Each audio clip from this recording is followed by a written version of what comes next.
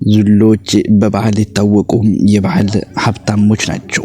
ጠንካራ ማህበራዊ ኑሮ በታሪክ በጣር ከፈጣሪያቸው ጋር ያላቸው ግንኙነትም ያስደንቃል። የዙሉ ባህል ጠንካራ ማህበራዊ አወቃቀሮች በጦረኛ ታሪክ በጥንካሬ የጌጥ ስራና ከቅድመ አያቶቻቸው ጋር ጥልቅ መንፈሳዊ ትስስር ያለው ባህላዊ እምነቶች ከክርስትና ጋር በመዋሃድ እንደ ላም ሱፍና ዶቃ ቀሚስ ያሉ ልዩ ልዩ ልብሶችን በመልበስና በሙዚቃ ዳንስ ዱላ ድብድብ ሬዳንስ ወይም አምልጋ በመሳሰሉ ስርዓቶች የሚታወቁትም በትውፊታቸው ባለሀብቶች ናቸው። እቃዎችን በምሳሌነት ይጠቀማሉ። የእንስሳት ቆዳዎችና በቀለማት ያሸበረቁ ዶቃዎች ስለ ሁኔታ ፍቅርና የጋብቻ ሁኔታ ጥልቅ መልእክት ያስተላልፋሉ። የአልጋ አሰራራቸው ለሁሉም ነገር ትርጉም አለው። አልጋውን በማየት ብቻ ከሴቷ ጋር መቼ መድረስ እንዳለበትና እንደሌለበትም ይለቃል።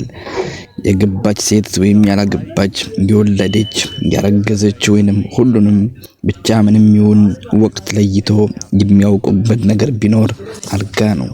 ሌላው ደግሞ ለጋብቻ የስጦታ ወቅት ለሙሽሪት የከብቶች ስጦታም ይበረከትላታል። ያገቡ ብቻ የሚለብሱት፣ ያላገቡ ግን የማይፈቀድላቸው ኮፍያም አላቸው። ስለ ኮፍያቸው ስናወራ የኮን ቅርጽ ያለውና ከራሳቸው በላይ በተለያዩ ቀለማት አሸብርቆ የሚሰራው የራሱ ትርጉምም አለው። የዙሉ መስራቻቸው ንጉስ ቫካቭሉ ነው። የዙሉን ህዝብ አንድ ለማድረግና ወታደራዊ ስልቶችን ለማሻሻል የተከተለው የሀገሪቱ የማንነትም ሰው ነው። የራሱን የስልጣንና የመጨረሻ ውሳኔ የሚወከልባቸው የዙሎችና የእንስሳ ምስል አካቶ ነበር። ከቅድመ አያቶቻቸው ጋር የሚያግባባቸው ባህላዊ ፈውሶችምና መንፈሳዊ ጥሮችም ሳንጎጣ በመባል ይታወቃል። ሳንጎጣም ዙሎች ከኢትዮጵያውያኖች ጋር አንድ የሚያመሳስላቸው ባህሪም አለ። ይህም እናት አባቶቻቸውን ባባ ማማ በማለት ነው የሚጠሩት።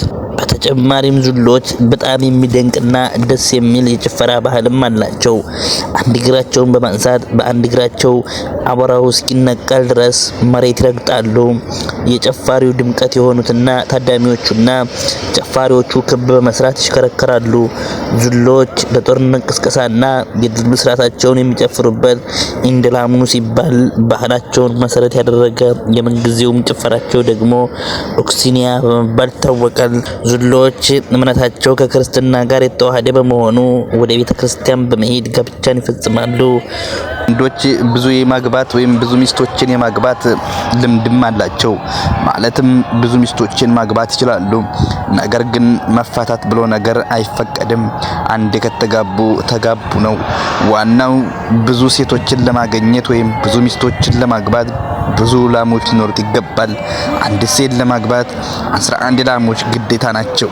ይህም ማለት ሚስቶች እንዲኖሩት ቢያንስ 10 ሚስቶች እንዲኖሩ ከፈለገ 110 ላሞች ሊኖሩት ግድ ይለዋል ማለት ነው።